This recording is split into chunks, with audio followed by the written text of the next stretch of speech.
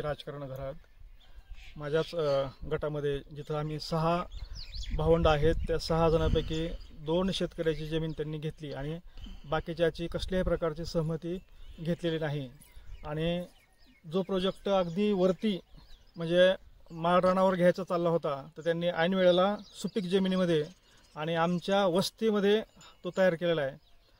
मी न्यायालयीन प्रक्रियासुद्धा त्याची पार केलेली आहे आणि प्रशासनाला अर्ज विनंत्यासुद्धा केलेल्या आहेत की हा प्रोजेक्ट हा थांबवा, कारण का या प्रोजेक्टचे तोटे हे भविष्यात खूप होऊ शकतात। याची आम्ही कल्पनाही करू शकत नाही की या प्रोजेक्टचा आम्हाला काय काय त्रास होऊ शकतो। यामुळं प्रशासनानं हा प्रोजेक्ट थांबविण्याचा जाणीवपूर्वक प्रयत्न करावा।